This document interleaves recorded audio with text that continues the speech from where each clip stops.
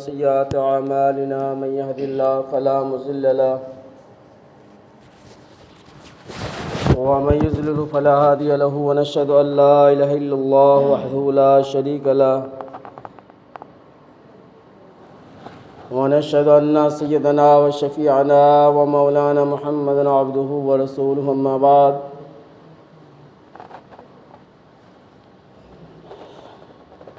قال النبي صلى الله تعالى عليه وسلم طلب العلم فريضة على كل مسلم ومسلمة وقال النبي صلى الله تعالى عليه وسلم العلماء ورثة الأنبياء أو كما قال رسول الله صلی اللہ علیہ وسلم۔ برادران محترم، بزرگوں اور بھائیوں، اللہ تبارک و تعالیٰ کا بے حد احسان اور اس کا کرم ہے کہ اللہ تبارک و تعالیٰ نماز سے پہلے تھوڑی دیر دین کی باتیں سننے سنانے کا موقع دیا۔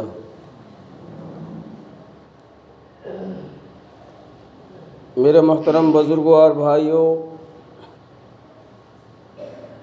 علم دین کا حاصل کرنا ہر مسلمان مرد اور عورت پر فرض ہے۔ اتنا علم حاصل کرنا کہ جس کے ذریعے سے ہماری نماز صحیح ہو جائے، جس کے ذریعے سے اگر ہم صاحب نصاب ہیں تو زکوٰۃ کے مسائل معلوم ہوں، جس کے ذریعے سے ہمارے رمضان کے روزے صحیح ہوں۔ اللہ نے استطاعت اور طاقت دیا، مال و دولت دیا، اور حج ہمارے اوپر فرض ہے تو حج کے مسائل سے ہم واقف ہوں۔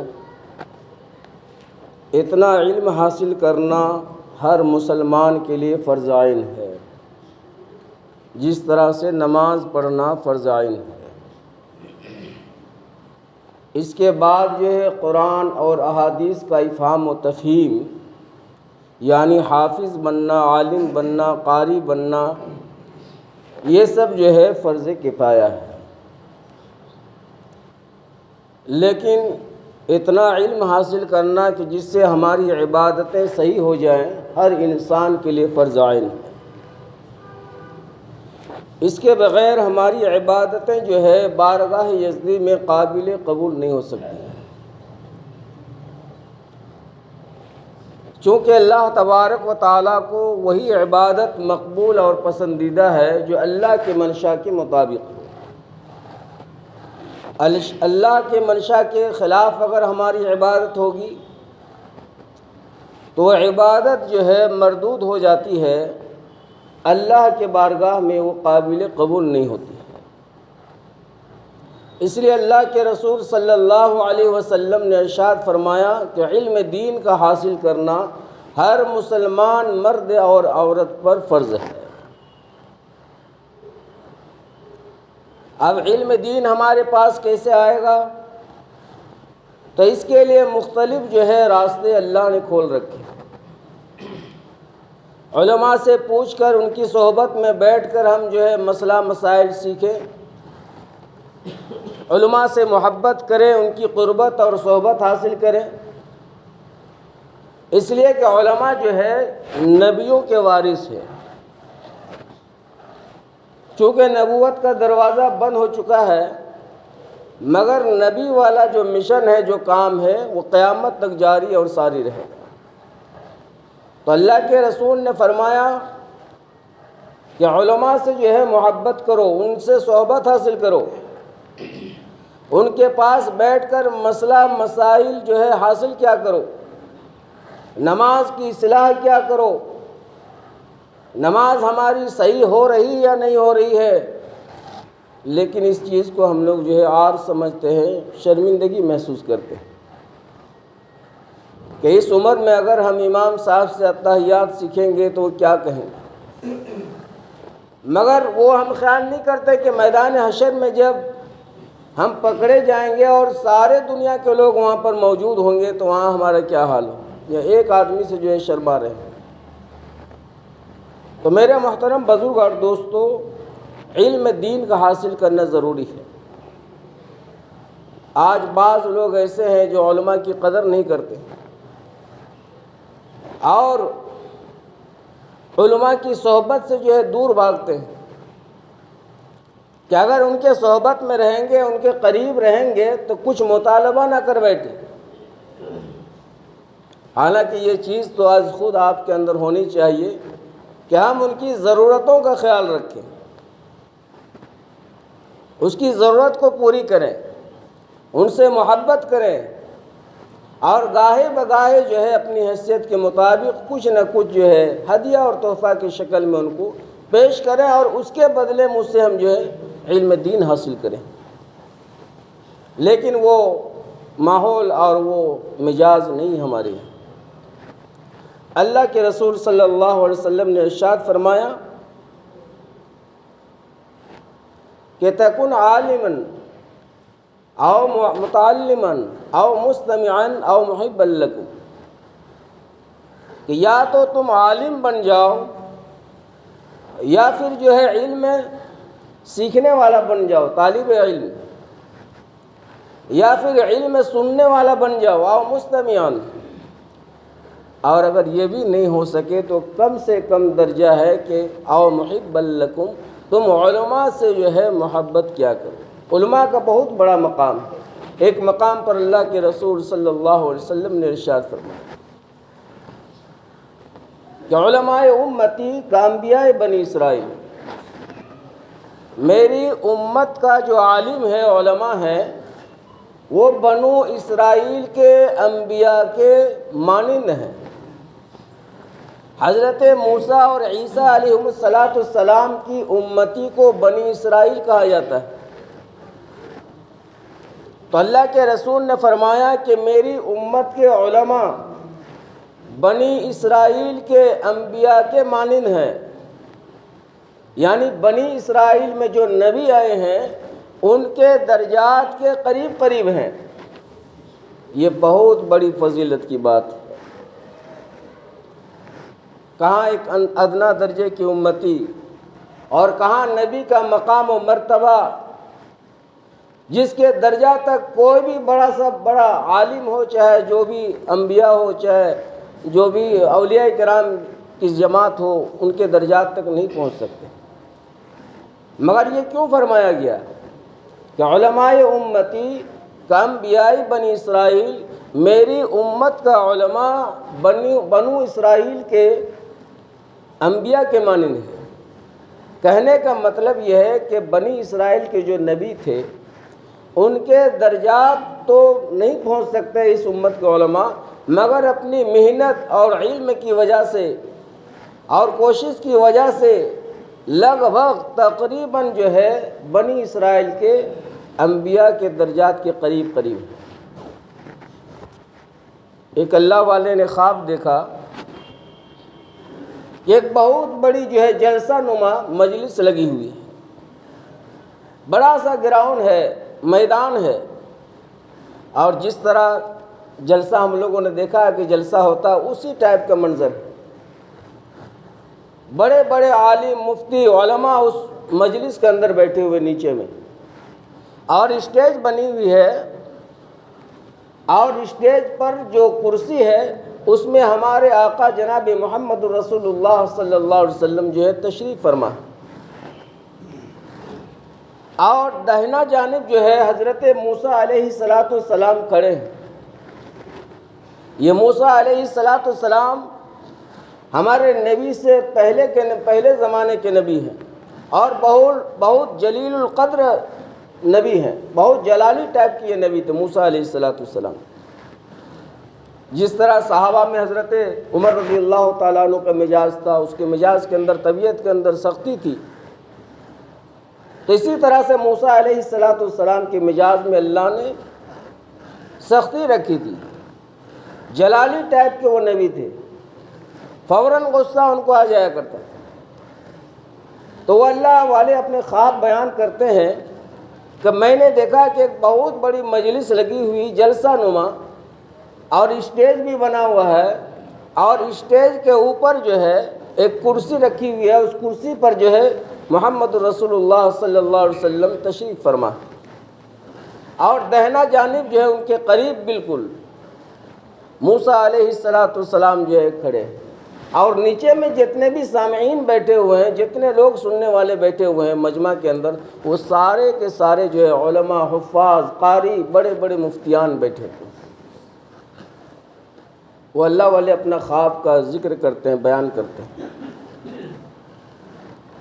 وہ بیان کرتے ہیں کہ موسیٰ علیہ السلام نے حضور اقدس صلی اللہ علیہ وسلم کے سامنے میں یہ حدیث مبارکہ پڑھ کر سنائے۔ جو حدیث میں نے خطبہ کے بعد پڑھی ہے کہ علماء امتی کا انبیاء بنی اسرائیل، یہ حدیث کا ایک ٹکڑا ہے۔ اس حدیث کو پڑھ کر موسیٰ علیہ السلام نے حضور صلی اللہ علیہ وسلم کو سنایا اور فرمایا کہ یا رسول اللہ صلی اللہ علیہ وسلم، یہ حدیث آپ کی طرف سے آپ نے فرمایا تھا اپنی امت کو کہ علماء امتی کا انبیاء بنی اسرائیل، یہ حدیث آپ کی طرف سے پہنچی ہے آپ کی امت کو۔ آقا صلی اللہ علیہ وسلم نے جواباً ارشاد فرمایا کہ ہاں، یہ حدیث میں نے ہی بتلائی تھی، یہ بات میں نے ہی کہا تھا کہ میری امتی کا علماء بنی اسرائیل کے انبیاء کہتے ہیں نبیوں کو، بنی اسرائیل کے انبیاء کے مانند ہیں، یہ میں نے ہی کہا۔ تو موسیٰ علیہ السلام کو تعجب ہونے لگا کہ نبی کا درجہ تو بہت اونچا ہوتا ہے، نبی تو نبی ہوتے ہیں، ایک امتی نبی کا درجہ کیسے پا سکتا ہے؟ اور پھر ہمارے آخری نبی جو ہے محمد رسول اللہ صلی اللہ علیہ وسلم ہے، تو اس کے امتی کے علماء نبی کے مانند کیسے ہو سکتے ہیں؟ موسیٰ علیہ السلام نے ارشاد فرمایا کہ یا رسول اللہ صلی اللہ علیہ وسلم، اگر اتنا بڑا اور اتنا اونچا مقام ہے آپ کے امتی کے علماء کا، تو ذرا میں ان کا ایگزام لے لوں، امتحان لے لوں کہ دیکھتے ہیں یہ علم میں کتنا ماہر ہے۔ تو پیارے آقا صلی اللہ علیہ وسلم مسکرا کر فرمانے لگے کہ موسیٰ، تم امتحان لے سکتے ہو، ایگزام لے سکتے ہو، میری امتی کے علماء جو ہے اپنی محنت اور کوشش اور علم کی وجہ سے بنی اسرائیل کے نبی کے درجات کے قریب ہے، تم جو بھی سوال کرو وہ فوراً تمہیں جواب دے دیں گے۔ اور حقیقت بھی یہی ہے کہ آج علماء کی وجہ سے دین جو ہے دنیا کے اندر زندہ ہے۔ اگر علماء نہ ہو تو دین بھی آہستہ آہستہ رفتہ ہماری زندگی سے نکل جائے۔ اب ہر درجات کے علماء ہیں، کوئی بڑے پوسٹ پر تعینات ہے، کوئی کم درجے کے ہیں، کوئی بخاری پڑھاتے ہیں، کوئی فقہ کے لائن میں ماہر ہے، کوئی قرآن کی تفسیر میں ماہر ہے، کوئی نورانی قاعدہ پڑھا رہا ہے، لیکن سارے علماء جو ہے اپنے اپنے کام میں لگے ہوئے ہیں۔ اگر علماء نہ ہو تو یہ دین باقی رہنا مشکل ہے۔ تو موسیٰ علیہ السلام نے جب ارشاد فرمایا پیارے آقا صلی اللہ علیہ وسلم سے کہ میں آپ کے امتی کے علماء کا ایگزام لے لوں، ذرا آزمائش کر لوں، آپ نے اتنی بڑی فضیلت اور اتنا بڑا مقام ان کا ارشاد فرمایا، اور آپ نے اقرار بھی کیا کہ اس حدیث کو میں نے کہا، یہ بات کو میں نے کہا ہے اپنی امت سے، تو میں ذرا ان کا ایگزام لے لیتا ہوں۔ اب جتنے وہاں پر علماء، حفاظ، قاری، مفتیان مجلس میں بیٹھے ہوئے تھے، سب کا سر جو ہے نیچا ہو گیا اور سب پسینہ پسینہ ہو گئے۔ ایک اتنے بڑے جلیل القدر نبی موسیٰ علیہ السلام، ممتحن، امتحان لینے والے، اور کہاں یہ ادنا سا امتی بیٹھے ہوئے سامنے، پتہ نہیں کیا سوال کر لیں گے، جواب بن پائے گا یا نہیں پائے گا۔ اور سب سے شرم کی بات ہے کہ پیارے آقا صلی اللہ علیہ وسلم اسٹیج پر، چیئر پر، کرسی پر جو ہے تشریف فرما، اگر کچھ مسٹیج ہو گیا، اگر جواب نہیں دے سکا تو ہمارے آقا صلی اللہ علیہ وسلم کو جو ہے شرمندگی اٹھانی پڑی۔ اب سارے علماء جو اس جلسے میں، اس مجلس میں بیٹھے ہوئے تھے نیچے میں، تمام علماء نے جو ہے اپنے سر کو شرم کے مارے، ڈر کے مارے جو ہے نیچے جھکا لیا اور پسینہ پسینہ ہونے لگے۔ کہ موسیٰ علیہ السلام جیسے نبی پتہ نہیں کیا سوال کر لیں گے، اور میرے آقا نے جو ہے تصدیق بھی کر دیا ہے کہ ہاں میری امتی کا علماء بنی اسرائیل کے نبی کے مانند ہیں۔ اتنی بڑی فضیلت اور بڑائی بیان کر دی موسیٰ علیہ السلام کے سامنے میں، اور میرے نبی نے ہی فرمایا کہ ٹھیک ہے آپ امتحان لے لیں، آزمائش کر لیں۔ تو سارے علماء جو ہے مارے ڈر کے پسینہ پسینہ ہونے لگے۔ موسیٰ علیہ السلام نے پوچھا، سامنے میں جو بیٹھے ہوئے تھے بڑے عالم، سر تو سب جھکائے بیٹھے ہوئے تھے، سب کا جو ہے چہرہ اور سر نیچے کی طرف تھا۔ مجلس میں سناٹا چھا گیا، تو جو سامنے اور قریب میں بیٹھے ہوئے تھے ایک مولوی صاحب، اس نے سر اٹھا کر تھوڑا دیکھا اسٹیج کی طرف کہ دیکھیں یہ لوگ کیا کر رہے ہیں۔ سارے لوگ جو سر جھکائے بیٹھے ہیں، جیسے ہی انہوں نے نظر اٹھایا، سر اٹھایا، موسیٰ علیہ السلام نے فوراً اس کی طرف اشارہ کر دیا اور کہا کہ کھڑے ہو جاؤ۔ اب یہ بیچارے مولوی صاحب ڈر گئے کہ ہم پھنس گئے، ہم بیکار دیکھنے کے لیے گئے۔ سارے لوگ سر جھکائے بیٹھے ہیں اور یہ نظر تھوڑا سا اٹھایا کہ دیکھیں کیا منظر ہے اسٹیج کا، کیا بات چیت ہو رہی ہے اسٹیج میں، حضور صلی اللہ علیہ وسلم اور موسیٰ علیہ السلام کے درمیان کیا بات چیت ہو رہی ہے۔ وہ دیکھنے گیا اور وہ پھنس گیا۔ موسیٰ علیہ السلام نے اسی کی طرف اشارہ کر دیا اور کہا کہ مولوی صاحب آپ کھڑے ہو جائیے اور میں سوال کرتا ہوں، اس کا جواب دے دیجیے۔ موسیٰ علیہ السلام نے سوال کیا کہ ما اسمک، تمہارا نام کیا ہے؟ سب سے پہلے نام پوچھا، تو وہ عالم دین جواب دینے لگا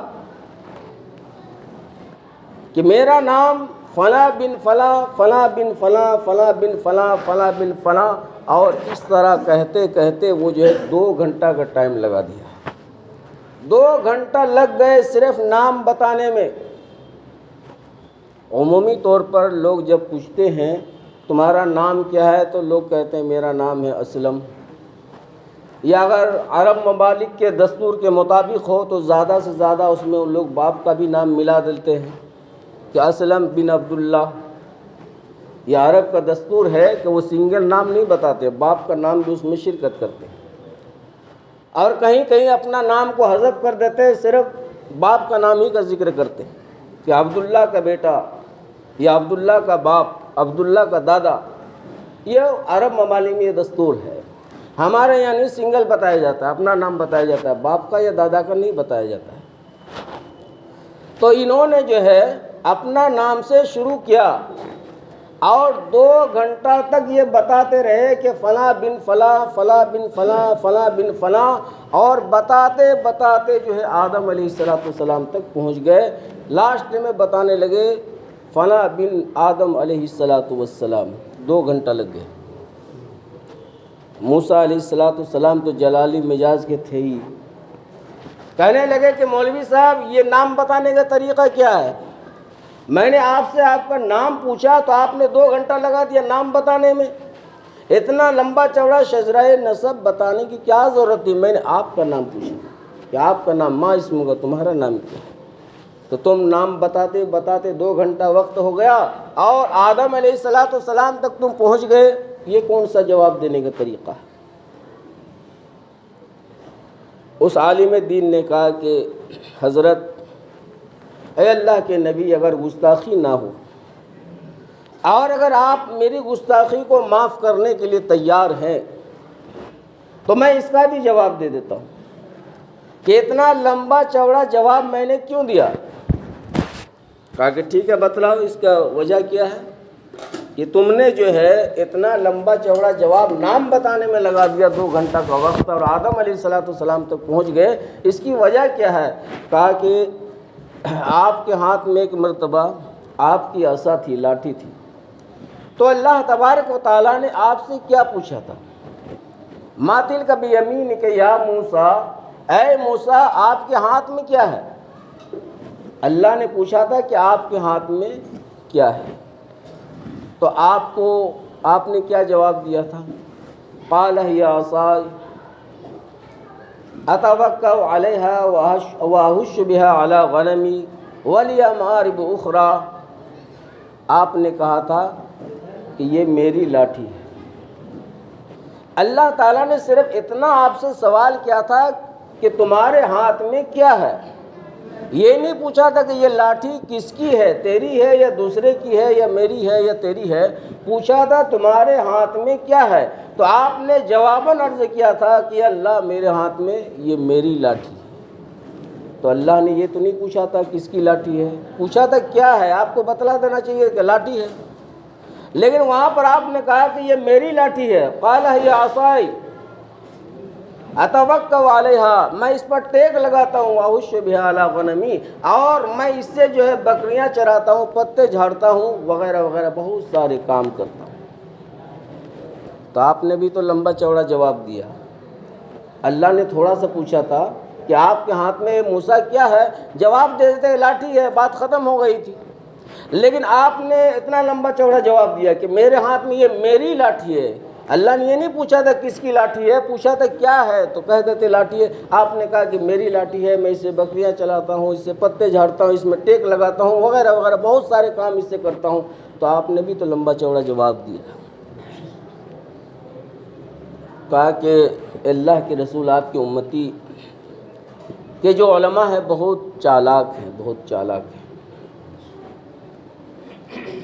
کہا کہ مولوی صاحب ہم سے جو پوچھا تھا پوچھنے والی ذات اللہ کی تھی، اور اللہ سے ہم کلامی ہونا یہ آسان بات نہیں ہے. یہ موقع گاہے گاہے جو ہے میسر آتا ہے.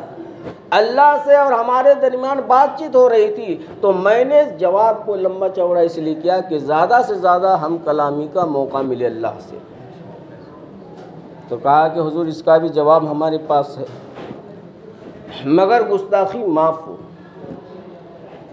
ابھی جو میں نے 2 گھنٹہ لگایا نام بتانے میں، تو میں نے اپنی قابلیت دکھانے کے لیے نہیں بتلایا،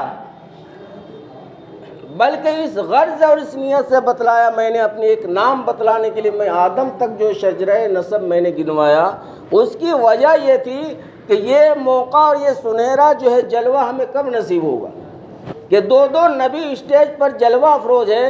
ہمارے آقا صلی اللہ علیہ وسلم کرسی پر بیٹھے ہوئے ہیں، بغل میں آپ جیسے جلیل القدر نبی بیٹھے ہوئے ہیں، آپ کی زیارت ہو رہی ہے، آپ سے ہم کلامی ہو رہی ہے. تو مجھ جیسے بدنصیب آدمی کو اس طرح موقع کب نصیب ہوگا؟ اس لیے آپ کی زیارت، آپ سے ہم کلامی کرنے کے لیے میں نے بھی جان بوجھ کر اپنے نام کو بتلانے میں کافی وقت لگا دیا. مان گئے موسیٰ علیہ السلام کہ واقعی آپ کی امتی کے علماء بہت ذہین ہیں، بہت ماہر اور علم میں بہت کمالات اور بہت اونچے درجے کے جو ہے فائز ہیں. موسیٰ علیہ السلام نے اس بات کو اقرار کر لیا. تو میرے عزیز و بھائیوں، ہم علماء سے جو ہے محبت کریں. علماء جیسے بھی ہوں، اس طرح کے علماء ہر دور میں ہوتے ہیں جس کو عام انسان پہچان نہیں سکتا ہے. بظاہر آپ اس کے کچھ اور دیکھیں گے، مگر اللہ کے یہاں اس کا مقام اور مرتبہ کس کا کیا ہے، ہم میں سے ہر ایک کی آنکھ نہیں پہچان سکتے. اس لیے ہم علماء کی توہین سے، علماء کی حقارت سے اپنے آپ کو بچائیں. ان کا لحاظ کریں، ان سے محبت کریں، اور ان کی صحبت میں رہ کر علم دین حاصل کریں. اگر علم دین ہم حاصل نہیں کریں گے تو ہم خدا کو نہیں پہچان سکتے. پگھلنا علم کی خاطر مثال شمع زبا ہے، بغیر اس کے نہیں پہچان سکتے ہم خدا کیا ہے. خدا تک رسائی اور خدا کی معرفت علم دین کے ذریعے سے ہی ہو سکتی ہے. اگر ہم علم دین اگر نہیں سیکھیں گے تو کلمہ تو ہم پڑھ رہے ہیں لا الہ الا اللہ محمد رسول اللہ، لیکن یہ ہمیں معلوم نہیں کہ اس کا مطلب کیا، اس کا معنی کیا، اس کا تقاضا کیا، اس کا مطلب کہ یہ چاہتا ہم سے کیا ہے. پڑھ رہے ہیں زبانی طور پر، اقرار باللسان، لیکن حقیقت اور اس کی فضیلت ہم کو معلوم نہیں کہ ہم کیا بول رہے ہیں. لا الہ الا اللہ محمد رسول اللہ زبان سے ہم نے کہہ دیا، لیکن اس کے معنی اور مطالب ہم کو معلوم نہیں ہے. ہم کلمہ پڑھ رہے ہیں، بغیر علم کی نماز ہماری قابل قبول نہیں ہوگی. نماز کے فرائض ہمیں یاد نہیں ہیں، ہم نماز پڑھ رہے ہیں، ایک فرض چھوٹ گیا ہے، نماز نہیں ہوگی فرض کے ساقط ہونے سے. تو یہ ہمیں علم دین کے ذریعے سے جو ہے ہم کو عبادتوں کو ٹھیک کرنا ہے۔ اس کے لیے مختلف شکلیں اور راستے اللہ تبارک و تعالیٰ نے کھول رکھا ہے دنیا کے اندر۔ اسی لیے اللہ کے رسول نے فرمایا کہ طلب العلم فریضۃ علی کل مسلم و مسلمان، علم دین کا حاصل کرنا ہر مسلمان مرد اور عورت پر جو ہے ضروری ہے، فرض ہے۔ اس کے بغیر جو ہے ہماری نمازیں صحیح نہیں ہو سکتی ہیں، ہمارے روزے صحیح نہیں ہو سکتے ہیں، ہماری زکوٰۃ صحیح نہیں ہو سکتی ہے، ہمارے حج جو ہے صحیح نہیں ہو سکتا ہے۔ کوئی بھی عبادت بغیر جانکاری کے، بغیر علم کے جو ہے وہ قابل قبول نہیں ہوگی۔ اس لیے میرے عزیز و بھائیوں، ہم اپنی زندگی کا اکثر اوقات جو ہے واہی تباہی فضولیات میں جو ہے گزار رہے ہیں۔ ہم سیکھنا نہیں چاہتے ہیں۔ بہت سارے راستے کھلے ہوئے ہیں، مکاتب ہیں، مدارس ہیں، خانقاہیں ہیں۔ اسی طریقے پر اللہ تبارک و تعالیٰ نے تبلیغ جماعت والا جو راستہ یہ بھی کھول رکھا ہے۔ اس میں وقت لگا کر، اس میں اپنا جان مال کی قربانی دے کر، میں اس سے پہلے بھی بتلایا تھا کہ ہم نماز کی اصلاح کر سکتے ہیں، ایمان کو تازہ کر سکتے ہیں، ایمان کی تجدید کر سکتے ہیں، ایمان کو بنا سکتے ہیں کہ ایمان کیا چیز ہے۔ آج ہم مسلمان ہیں لیکن ہم نہیں جانتے کہ مسلمان کسے کہتے ہیں۔ ایمان والے ہیں، ایمان کی قدر و قیمت ہم نہیں جانتے کہ ایمان کیا چیز ہے۔ بہت ایسے ہمارے اعمال ہیں جس کی وجہ سے ایمان ہمارا سلب ہو جاتا ہے۔ تو اس لیے میرے عزیز اور بھائیوں، علم دین کا حاصل کرنا بہت ضروری ہے، اور اس کے لیے ہمیں جو علماء سے محبت کرنا ہے، علماء کی عزت کرنی ہے، مدارس اور خانقاہ میں جو لوگ پڑھاتے ہیں ان کی عزت اور قدر کرنی ہے، اور اپنے مسائل جو ہے ان سے سیکھنا ہے۔ ایک نمازی آدمی اگر 5 وقت کی نماز میں، ایک وقت کی نماز میں ایک مسئلہ سیکھ لیتا ہے تو روزانہ 5 مسائل اسے یاد ہو جائیں گے۔ وضو کے فرائض 4 ہیں، ہم کو نہیں آتا ہے۔ فجر میں آئے تو ہم نے ایک سیکھ لیا کہ وضو کے فرائض 4 ہیں، ان میں سے پہلا فرض یہ ہے، سیکھ لیا، ہم اس کو ذہن میں بیٹھا لیا۔ ظہر میں آیا تو دوسرا فرض ہم نے پوچھ لیا تو دوسرا فرائض یاد ہو گیا، اور تیسرا عصر میں آیا تو تیسرا فرض پوچھ لیا، وہ یاد ہو گیا۔ مغرب میں آیا تو اور ایک یاد ہو گیا، تو وضو کے 4 فرائض یاد ہو گئے۔ عشاء کے بعد ان کو سنا دیا کہ مولوی صاحب ذرا سا ہمارے وضو کے فرائض سن لیجیے۔ ہم وضو بنا رہے ہیں لیکن وضو کے فرائض ہم کو معلوم نہیں۔ اب ان 4 فرائض میں سے، جیسے چہرے کا دھونا، ہاتھ کا دھونا، سر کا مسح کرنا، پیر دھونا، یہ 4 فرائض ہیں وضو کے، ان میں سے ایک فرض بھی چھوٹ جائے تو ہماری وضو کہلانے کے قابل نہیں ہے۔ اب ہم کتنی محنت اور قربانی دے رہے ہیں، دھوپ کی تپش برداشت کر کے گھر سے چل کر اللہ کے گھر میں آ رہے ہیں، آنے کے بعد ہم وضو کر رہے ہیں، وضو میں فرائض ایک چھوٹ گیا، ہمارا ایک فرض چھوٹ گیا۔ ہم نماز پڑھ لیے، 10 رکعت 12 رکعت نمازیں پڑھ لیا، وقت جو ہے ہم نے اس میں لگایا، اور نماز ہماری قابل قبول نہیں ہے۔ کیوں نہیں ہوئی؟ اس لیے کہ وضو ہمارا صحیح نہیں ہوا ہے۔ تو وضو کے فرائض جاننا ضروری ہے۔ جب وضو کے فرائض ہم نے ایک دن میں سیکھ لیا تو اب جو ہے ہمیں نماز کے فرائض سیکھنا ہے۔ نماز کے فرائض ہو گیا تو نماز کی جو ہے واجبات سیکھنا ہے۔ نماز کی واجبات جب ہم کو علم حاصل ہو گیا تو پھر ہمیں سنتیں معلوم کرنا۔ اس طرح سے ایک آدمی اپنی نمازیں درست اور صحیح کر سکتا ہے۔ اور اگر ہم نہ چاہیں اور اسی طرح ہم کوے کی طرح جو ہے ٹھوکر مارتے رہیں، میرے عزیز و بھائیوں، ہم تو سمجھ رہے ہیں کہ ہم نمازی ہیں، حاجی ہیں، پرہیزگار ہیں، متقی ہیں، وہی عبادت اللہ کو مقبول ہوگا جو اللہ کے منشا کے مطابق ہوگا، ورنہ وہ ردی کے ٹوکری میں ڈال دیا جائے گا۔ اس لیے علم دین کا حاصل کرنا بہت ضروری ہے۔ اللہ پاک عمل کی توفیق عطا فرمائے۔ اور ایک ضروری اعلان اس سے پہلے بھی میں کہہ چکا ہوں کہ ہم لوگ جو مسجد میں آ کر کے وضو خانہ میں وضو کرتے ہیں، لوگ یا تو دھیان نہیں دیتے ہیں باتوں پر، یا پھر سنتے ہیں تو اس کو دوسرے کان سے نکال دیتے ہیں۔ ایک آدمی جو ہے بہت فضول پانی کا استعمال کرتا ہے، اور میں نے کہا تھا کہ وضو میں فضول خرچی کرنا وضو کو مکروہ بنا دیتا ہے۔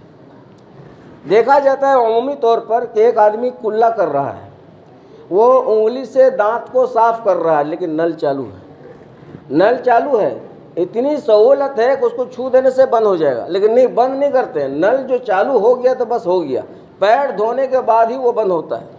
اگر موازنہ کیا جائے تو ہماری ایک وضو میں 10 سے 15 بدنہ پانی جو ہے، لوٹا پانی چلا جاتا ہے۔ کتنی بڑی فضول خرچی، پانی کا نقصان ہم کر رہے ہیں۔ تو اس بات پر دھیان دیں کہ ہر عضو کو دھوتے وقت ہم نل کو بند کریں اور کھولیں۔ نل کھول لیا، ہاتھ کو دھو لیا گٹوں تک 3 مرتبہ، پھر پانی کو لے کر کے چلو سے منہ میں ڈالا۔ اگر دانت صاف کرنی ہے، انگلی سے نل کو بند کر دیجئے، آرام سے رگڑیے آپ، کوئی دقت اور کوئی ہڑبڑی نہیں، آرام سے آپ جو ہے منجن کیجئے، گل لگائیے، جو کر رہے ہیں آپ کیجئے۔ اس کے بعد ناک میں پانی لے لے، چہرہ دھو لیا، تو پھر مسح کا نمبر ہے، تو مسح کرنے میں دیکھتے ہیں بعض لوگوں کو کہ نل کھلا ہوا اور مسح کر رہے ہیں۔ اگر آپ ایک لوٹا وہاں رکھ دیجیے گا، 2-4 لوٹا پانی فل ہو جائے گا اس میں۔ تو بار بار کہنے کے باوجود بھی لوگ اس پر عمل نہیں، بڑے بڑے اچھے لوگوں کو دیکھ رہے ہیں، بزرگ ٹائپ کے لوگ جو ہیں، لڑکا بچہ کو تو کمی اس طرح دیکھتے ہیں، جو سمجھدار لوگ ہیں ان لوگ کو دیکھا جاتا ہے۔ نل کھلا ہوا ہے، وہ مسح کر رہے ہیں، ہاتھ کا مسح اس طرح سے کر رہے ہیں اور نل کھلا ہوا ہے، اس کے بعد پیر دھونے کا نمبر آئے گا۔